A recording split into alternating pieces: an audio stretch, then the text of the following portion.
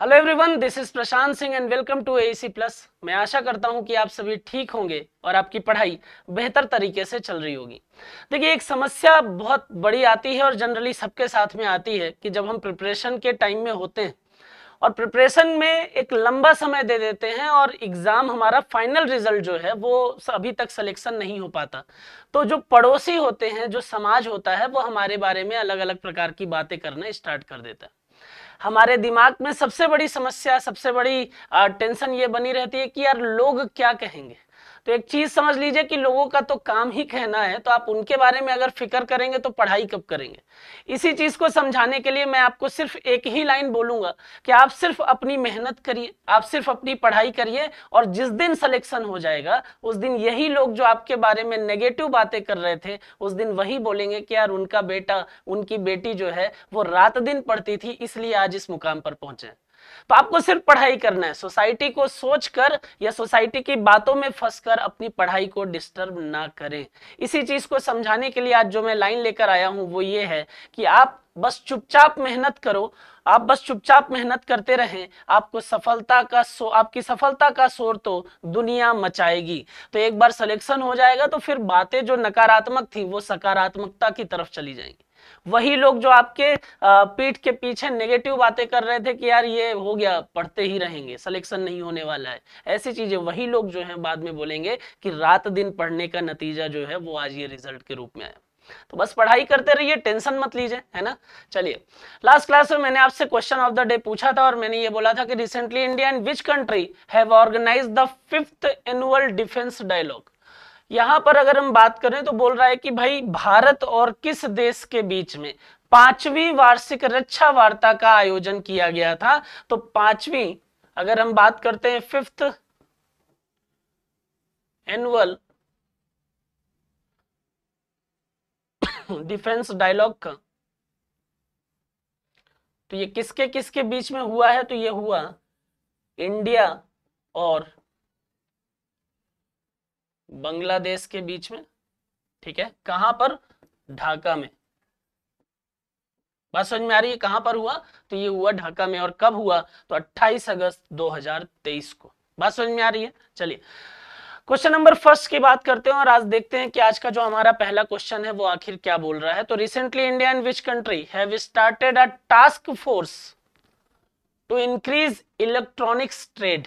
Electronics trade, हाल ही में भारत और किस देश ने इलेक्ट्रॉनिक्स व्यापार को बढ़ावा देने के लिए एक टास्क फोर्स की शुरुआत की है।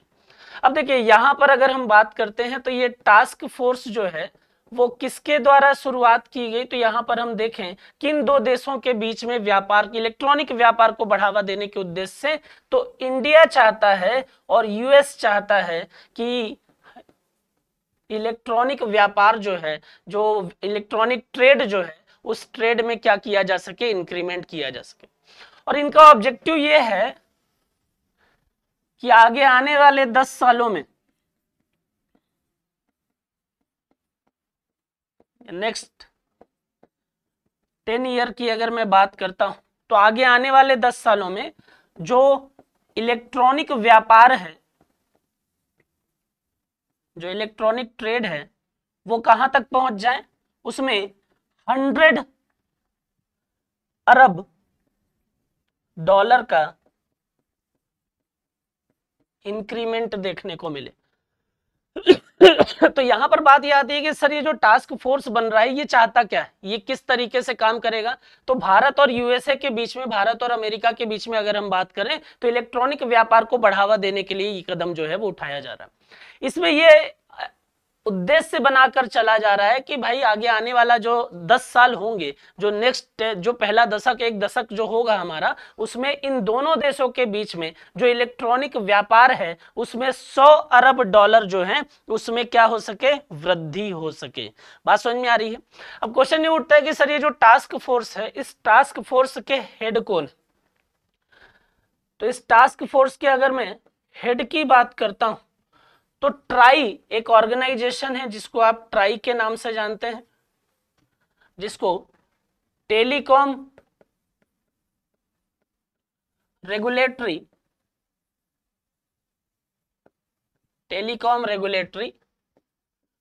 अथॉरिटी ऑफ इंडिया के नाम से जाना जाता है। बात समझ में आ रही है? तो यहां पर पूछ रहा है कि सर हेड टास्क फोर्स जो बनाया गया है उसके हेड कौन है? तो याद रखिएगा कि ट्राई के जो पूर्व चेयरमैन थे जिनका नाम था राम सेवक शर्मा, तो इसलिए मैं आपको ट्राई के बारे में बता रहा था। तो इसके जो हेड हैं वो कौन थे? वो राम सेवक शर्मा को बनाया गया है। और राम सेवक शर्मा जो हैं वो ट्राई के पूर्व चेयरमैन हैं। बात समझ में आ रही है? तो याद रखिएगा कि भारत और यूएसए के बीच में इलेक्ट्रॉनिक्स व्यापार को बढ़ावा देने के उद्देश्य से अगर हम बात करते हैं तो एक टास्क फोर्स का गठन किया गया है जिसके हेड बनाए गए हैं राम सेवक शर्मा जी। और राम सेवक शर्मा जो हैं वो ट्राई के पूर्व चेयरमैन है, और ट्राई होता है telecom regulatory authority of India. बात समझ में आ रही है? अब दूसरा क्वेश्चन ये उठता है कि सर अगर ये पूर्व चेयरमैन है तो ट्राई की बात कर रहे हैं तो इसके वर्तमान चेयरमैन कौन है? तो ट्राई के जब आप वर्तमान चेयरमैन की बात करेंगे तो जब आप करंट चेयरमैन को देखेंगे उनका नाम है पीडी वाघेला। बात समझ में आ रही है? तो जब करंट चेयरमैन की बात आएगी तो क्या नाम आएगा? पीडी वाघेला का आएगा। और जब टास्क फोर्स के हेड की बात आएगी तो क्या नाम आएगा? राम सेवक शर्मा का नाम लिया जाएगा। बात समझ में आ रही है? ट्राई के बारे में अगर हम बात करें तो 20 फरवरी 1997 को इसका इस्टेब्लिशमेंट हुआ। इसका हेडक्वार्टर जो है वो न्यू दिल्ली में है और करंट में पीडी वाघेला जो है वो इसके हेड बनाए गए हैं। बात समझ में आ रही है? क्वेश्चन नंबर सेकंड की बात करते हैं। Who has recently received the world innovation award from BRICS? हाल ही में वर्ल्ड इनोवेशन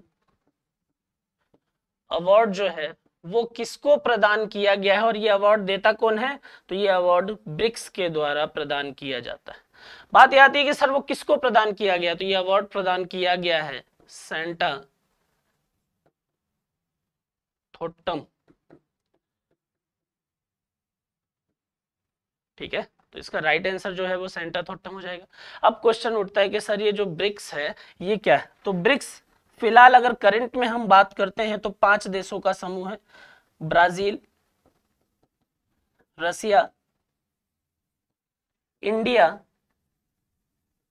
चाइना और लास्ट में इसमें ऐड हुआ था साउथ अफ्रीका। तो इन 5 देशों को मिलाकर हम क्या बोलते हैं? ब्रिक्स बोलते हैं। और ब्रिक्स से संबंधित न्यूज की अगर मैं बात करता हूं तो हाल ही में एक न्यूज आई थी जिसको मैं आपको बता चुका हूं कि ब्रिक्स जो है उसने 6 नए सदस्यों को मंजूरी दे दी है। तो टोटल मिलाकर अब ब्रिक्स में जो सदस्य हो जाएंगे वो कितने हो जाएंगे? वो टोटल मेंबर हो जाएंगे 11। अब बात ये आती है कि सर यहाँ तो ब्रिक्स जो है वो ब्राजील, रसिया, इंडिया, चाइना, साउथ अफ्रीका है। जब ये 6 सदस्य और जुड़ जाएंगे तो इसका नाम जो है वो क्या ब्रिक्स ही रहेगा? तो याद रखिएगा कि जब टोटल 11 मेंबर हो जाएंगे इनका नाम कर दिया जाएगा ब्रिक्स प्लस। बात समझ में आ रही है? तो याद रखिएगा कि जब ये 6 मेंबर इसमें जुड़ जाएंगे तो ये ब्रिक्स जो है वो 11 मेंबर के साथ में ब्रिक्स प्लस कहलाएगा। कि जिस तरीके से आपने ओपेक सुना है, ओपेक प्लस सुना है, उस तरीके से आप देखते हैं कि कुछ नए मेंबर के जुड़ने के बाद में एक प्लस ऑर्गेनाइजेशन का दर्जा दे दिया जाता है। यहां पर भी वही सेगमेंट देखने को आपको मिल रहा है। तो ये अवार्ड किसको दिया? सेंटा थोट्टम को दिया है। किसके द्वारा? ब्रिक्स के द्वारा। ब्रिक्स में नए 6 मेंबर और जुड़ गए हैं और जुड़ने के बाद वो क्या कहलाएगा? वो ब्रिक्स प्लस कहलाएगा। फिलहाल अगर हम ब्रिक्स के हेडक्वार्टर की अगर बात करते हैं तो ये आपको पता ही है, मैं बार बार बता चुका हूं, ब्रिक्स का हेडक्वार्टर जो है वो संघाई में। बात समझ में आ रही है? चलिए अब क्वेश्चन उठता है कि सर 6 नए सदस्य कौन से हैं? तो ये भी हम डिस्कस कर चुके हैं, एक बार रिकॉल करा देता हूं। ब्रिक्स में जो 6 नए सदस्य जुड़ने वाले हैं उसमें ईरान, अर्जेंटीना, इथोपिया, मिस्र, संयुक्त अरब अमीरात और सऊदी अरब जो हैं वो शामिल होंगे। और इनकी सदस्यता जो है वो कब से लागू होगी? वो लागू होगी 1 जनवरी 2024 से। बात समझ में आ रही है? चलिए क्वेश्चन नंबर 3 की हम बात करते हैं। क्वेश्चन नंबर 3 जो है वो फुटबॉल से रिलेटेड है और यहाँ पर देखें क्या बोल रहा है। Where has the professional football competition been started for the first time recently.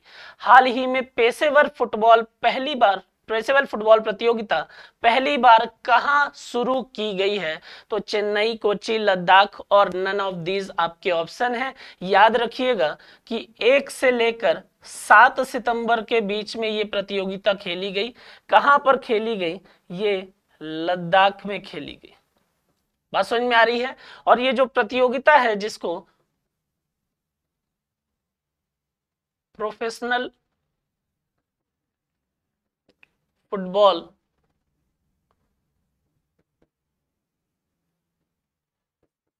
Competition बोला जा रहा है, इसके बारे में खास बात मैं आपको बताऊं ये कि ये जीरो पॉलीथीन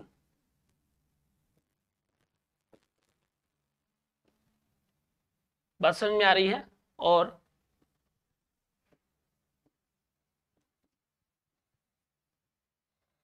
वेस्ट फ्री, मतलब पॉलीथीन का प्रयोग जो है वो इस कंपटीशन में कहीं पर भी नहीं किया जाएगा और जो वेस्ट है उस वेस्ट से फ्री होकर भी वेस्ट फ्री बोल लीजिए या फिर इसी को आप बोल लीजिए मिनिमम वेस्ट, राइट।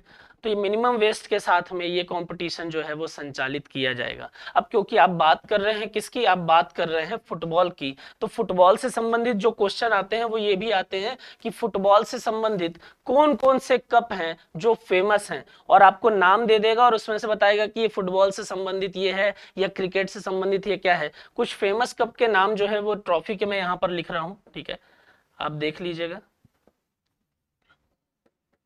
सबसे पहला तो नाम आता है फीफा, उसके बाद फीफा कप, उसके बाद आता है रोवर्स, उसके बाद आप याद रखिए सीजर, फिर आप याद रखिए डूरंड, ये भी आपने पढ़ा हुआ था अभी कुछ दिन पहले ही, मैंने डूरंड कप से रिलेटेड क्वेश्चन आपको कराया है। उसके बाद आप याद रखिए यूरो, देन आप याद रखिए मर्डेका, ठीक है। इस तरीके के कई कप हैं जो देखने को मिलेंगे, तो इतने फुटबॉल से रिलेटेड कप के नाम आप फिलहाल याद रखिए। तो ये फेमस कप है, ठीक है, और आपको डायरेक्टली पूछ लेगा कि ये कप जो है वो किस गेम से रिलेटेड है, तो आपको पता होना चाहिए कि सर ये जो कप है ये फुटबॉल से रिलेटेड है। बात समझ में आ रही है? चलिए क्लाइमेट कप 2023 की अगर हम बात करें तो फुटबॉल टूर्नामेंट भारत का पहला शून्य पॉलीथीन न्यूनतम अपशिष्ट फुटबॉल टूर्नामेंट में लद्दाख के साथ साथ अन्य राष्ट्रीय क्लबों की टीमें जो हैं वो इसमें शामिल होंगी। बात समझ में आ रही है? और कहाँ खेला जाएगा? लद्दाख में खेला जाएगा। कब से कब तक खेला गया है ये? 1 से 7 सितंबर, ठीक है। क्वेश्चन नंबर 4 की हम बात करते हैं। क्वेश्चन नंबर 4 जो है वो बोल रहा है कि which country will launch Islamic banking recently. कौन सा देश हाल ही में इस्लामिक बैंकिंग लॉन्च करेगा? देखिए इसका आंसर तो वैसे रसिया है, लेकिन आपको जरूरी है कि इस्लामिक बैंकिंग का मतलब भी समझ में आए। देखिए इस्लाम की जब हम बात करते हैं,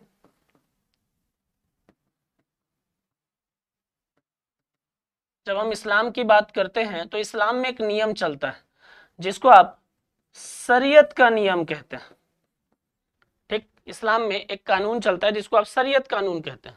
अब जो लोग शरीयत कानून को स्ट्रांगली फॉलो करते हैं वो बैंकिंग सिस्टम के साथ में नहीं जुड़ते। क्यों नहीं जुड़ते?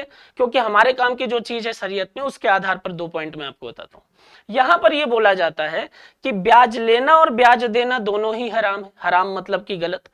दूसरा ये बोला गया कि लिकर से संबंधित, गैम्बलिंग से संबंधित किसी भी प्रकार से आप अगर इसका हिस्सा है तो वो भी हराम है, वो भी गलत है। मतलब शराब हो गई या जुआ हो गया, इनसे संबंधित कोई भी कार्य अगर आप कर रहे हैं तो वो गलत है। अगर आप ब्याज ले रहे हैं या ब्याज दे रहे हैं तो वो भी गलत है। हम बात कर रहे हैं यहाँ पर बैंकिंग की, तो बैंकिंग का तो बेस ही इंटरेस्ट है ना। बैंकिंग में अगर हम बात करें कि फाइनेंस कर रहा है तो वो हमसे इंटरेस्ट लेगा, ब्याज लेगा, और अगर हम डिपॉजिट कर रहे हैं तो उस डिपॉजिट पर हमको इंटरेस्ट देगा, तो उसका तो बेस ही ब्याज। तो ऐसे लोग जो शरीयत के कानून को स्ट्रांगली फॉलो करते हैं वो लोग बैंकिंग व्यवस्था से इसलिए नहीं जुड़ रहे थे क्योंकि पूरा का पूरा बैंकिंग सेक्टर जो है वो किस पर काम कर रहा था? ब्याज पर काम कर रहा था। लेकिन कंट्री में एक कॉन्सेप्ट है जिसको फाइनेंशियल इंक्लूजन कहते हैं।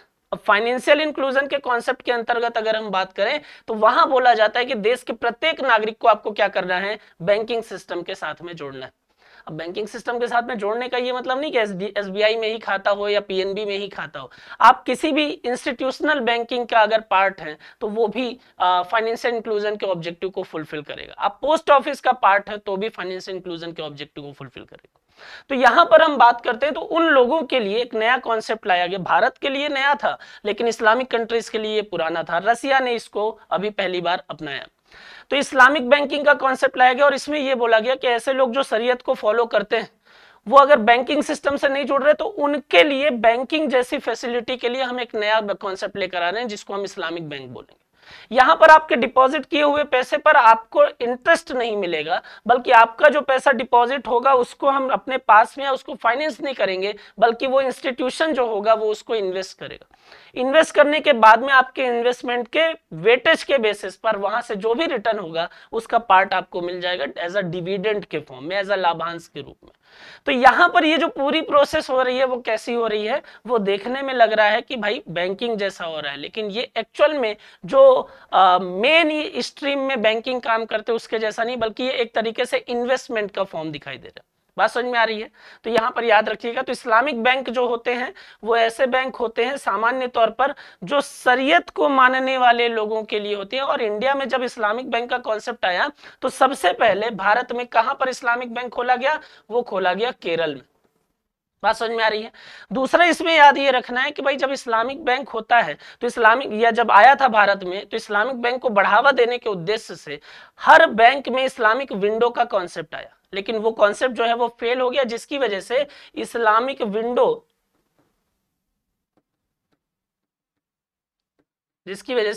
विंडो का जो कॉन्सेप्ट था उसको फिर बाद में बंद कर दिया गया। बात समझ में आ रही है? तो यहां पर वापस आइए और देखिए कि सर कौन सी कंट्री है जिसने इस्लामिक बैंकिंग लॉन्च की है, वो रसिया है जिसने हाल ही में इस्लामिक बैंकिंग लॉन्च की है। और रूस में मुस्लिम आबादी करीब 2.5 करोड़ के आसपास है और 1 सितंबर को 2 साल के पायलट प्रोजेक्ट के हिस्से के रूप में पहली बार इस्लामिक बैंकिंग सर्विसेज जो है वो रसिया के द्वारा स्टार्ट किया गया है। बात समझ में आ रही है? चलिए क्वेश्चन नंबर 5 की हम बात करते हैं। क्वेश्चन नंबर 5 बोल रहा है, Who has recently become the first Indian woman to win the International Emmy Award? Sorry. International Emmy Award. ठीक है, अब क्वेश्चन ये उठता है, पहले तो ये समझो कि सर ये इंटरनेशनल एमी अवार्ड मिलता किसको है या किस क्षेत्र में मिलता है। ठीक है, आउटस्टैंडिंग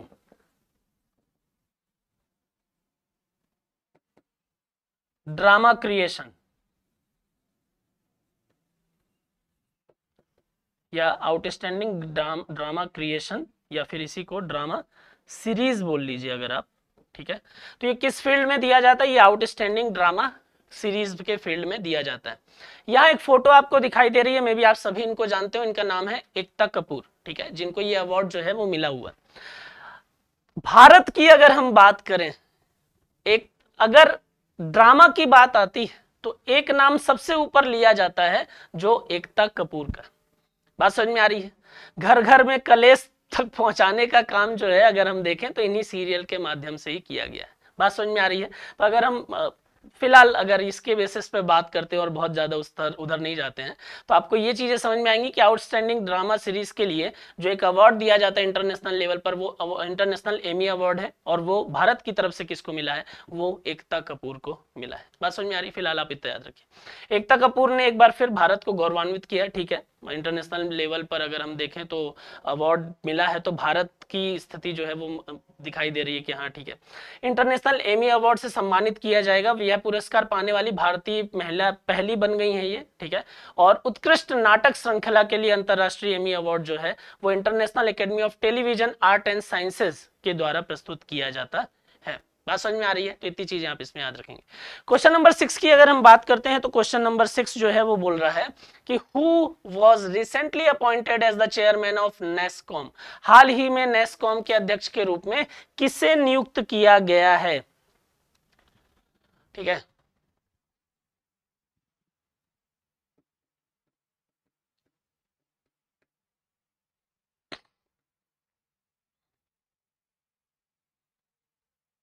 चेयरमैन जो है कौन बने हैं, तो ये बने हैं Rajesh नेम्बियार।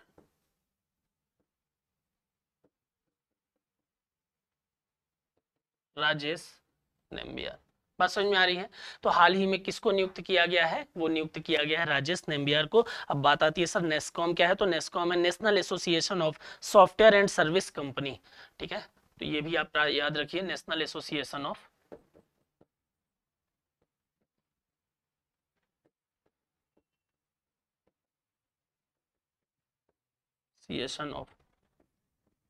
Software and services company, ठीक है। तो याद रखिएगा कि नेस्कॉम के जो हेड बने हैं वो कौन बने हैं, अभी चेयरमैन कौन बने हैं, राजेश नेम्बियार बने हैं। नेस्कॉम के संस्थापक की अगर हम बात करते हैं तो नंदन नीलेकेणी और देवांग मेहता, ये नेस्कॉम के दो संस्थापक थे। नेस्कॉम की स्थापना जो है वो 1 मार्च 1988 को की गई थी और मुख्यालय जो है वो नोएडा में स्थित है, ठीक है। चलिए क्वेश्चन नंबर 7 की हम बात करते हैं। क्वेश्चन नंबर 7 बोल रहा है who become first transgender to play international cricket, अंतरराष्ट्रीय क्रिकेट खेलने वाली पहली ट्रांसजेंडर जो हैं वो कौन बन गई हैं, तो उनका नाम है डेनियल मैघे। और डेनियल मैघे जो है वो किस टीम का हिस्सा होंगी, वो कनाडा टीम में नामित हुई हैं, ठीक है, याद रखिएगा। तो इनका नाम जो है वो कनाडा की टीम में शामिल किया गया है, ठीक है। और डेनियल मैघे इनका नाम है, ठीक है। 29 साल की डेनियल मैघे अंतरराष्ट्रीय क्रिकेट खेलने वाली पहली ट्रांसजेंडर महिला बन जाएंगी, ठीक है। मैघे को महिला टी20 अमेरिका क्वालिफायर टी20 विश्व कप 2024 के लिए मार्गदर्शक टूर्नामेंट के लिए कनाडा की टीम में नामित किया गया है, ये याद रखेंगे। क्वेश्चन नंबर 8 की हम बात करते हैं। क्वेश्चन नंबर 8 जो है वो बोल रहा है when is the education ministry celebrated literacy week, शिक्षा मंत्रालय साक्षरता सप्ताह कब मना रहा है। तो याद रखिएगा कि शिक्षा मंत्रालय का जो लिटरेसी वीक है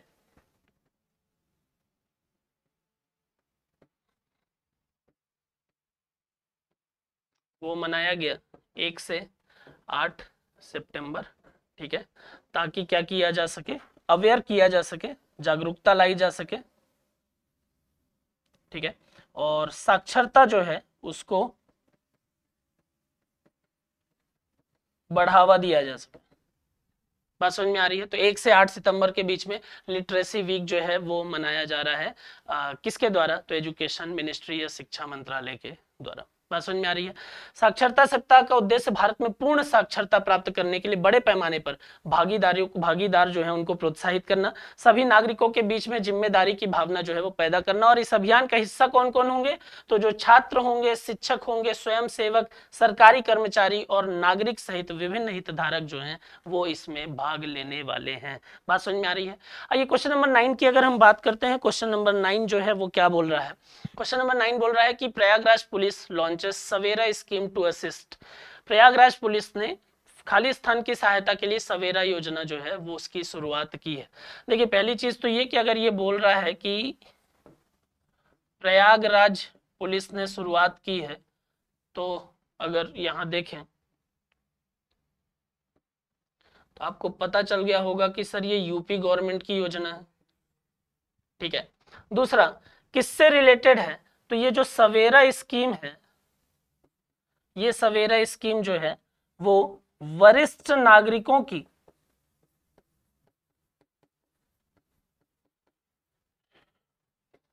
सुरक्षा व्यवस्था को बढ़ाने के उद्देश्य से और सुरक्षा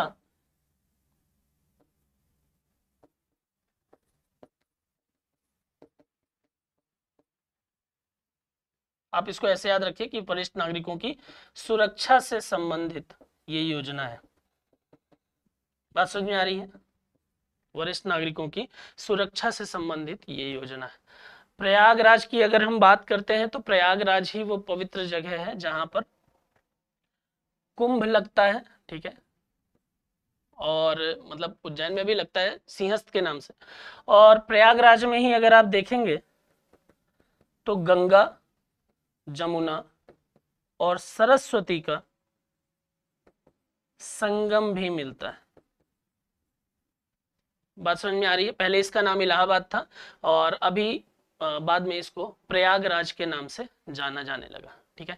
तो अगर आपसे पूछा प्रयागराज पुलिस ने जो सवेरा स्कीम लॉन्च की है वो किससे रिलेटेड है, तो वो सीनियर सिटीजन से संबंधित है। बात समझ में आ रही है। इस पहल ने महत्वपूर्ण ध्यान और भागीदारी प्राप्त की है। पिछले 3 दिनों में 700 से अधिक वरिष्ठ नागरिकों ने पंजीकरण कराया है। बात समझ में आ रही है। सक्रिय दृष्टिकोण न केवल वरिष्ठ नागरिकों के लिए सुरक्षा की भावना को बढ़ाएगा बल्कि कानून प्रवर्तन और समुदाय के बीच में संबंध को भी मजबूत करेगा।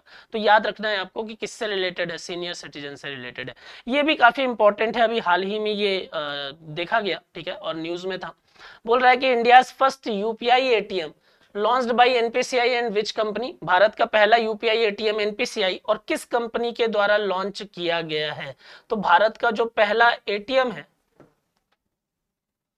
वो लॉन्च किया गया है एनपीसीआई, जिसको आप national payment corporation of India के नाम से जानते हैं, राइट।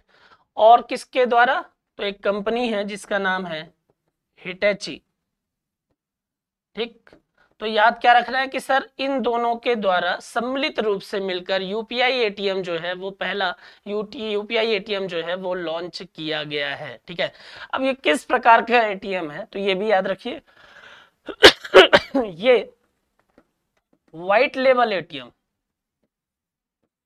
क्वेश्चन ये उठता है कि सर ये व्हाइट लेबल एटीएम क्या होते हैं। तो मेनली अगर आप देखेंगे तो डिफरेंट डिफरेंट लेवल एटीएम जो है वो होते हैं, जैसे व्हाइट लेवल होता है, ब्राउन लेवल होता है, पिंक लेवल होता है, येलो लेवल होता है, ग्रीन लेवल होता है। लेकिन मैं आपको 2 समझा देता हूं तो आपको चीजें क्लियर हो जाएंगी। व्हाइट लेवल एटीएम का मतलब होता है जो एटीएम किसी कंपनी के नाम से काम करता है, जैसे ये एटीएम किसके नाम से काम करेगा, हिटैची के नाम से काम करेगा। और ब्राउन लेवल एटीएम किसको बोलते हैं, यहां पर ब्राउन लेवल एटीएम उसको बोलते हैं जो एटीएम किसी बैंक के नाम से काम करता है। बात समझ में आ रही है, क्लियर है। चलिए, तो याद रखिएगा कि भारत का पहला यूपीआई एटीएम जो है वो हिटैची के द्वारा और हिटैची और एनपीसीआई के सम्मिलित रूप से मतलब उन्होंने लॉन्च किया है, ठीक है। हिटैची पेमेंट सर्विसेज ने 5 सितंबर को मुंबई में ग्लोबल फिनटेक फेस्ट के दौरान national payment corporation of India के सहयोग से भारत का पहला यूपीआई एटीएम लॉन्च किया है जो सुरक्षित कार्डलेस नकदी निकासी की पेशकश करता है। इसमें एक चीज और देख सकते हैं आप कि इस एटीएम में अगर आप देखेंगे तो physical form of ATM card की जरूरत नहीं है। बात समझ में आ रही है। तो यहां पर याद रखिए कि इसमें फिजिकल फॉर्म में एटीएम कार्ड की जरूरत नहीं है, ठीक है। चलिए, तो इतनी चीजें आपको याद रखना है। ये आज के हमारे 10 क्वेश्चन थे आपके लिए। जो आज क्वेश्चन ऑफ द डे है वो क्या बोल रहा है, तो बोल रहा है who recently introduced buying and selling stock, ठीक है। यहां पर अगर आप याद रखिए तो बोल रहा है कि who recently introduced buying and selling stocks, हाल ही में स्टॉक खरीदने, स्टॉक मतलब कि शेयर, हाल ही में स्टॉक खरीदने और बेचने की शुरुआत इनमें से किसने की है। आप इसको ढूंढिए और न्यूज में है तो आप इसको ढूंढकर आसानी से मुझे बता सकते हैं। बाकी आप पढ़ाई करते रहिए, खुश रहिए। Thank you so much.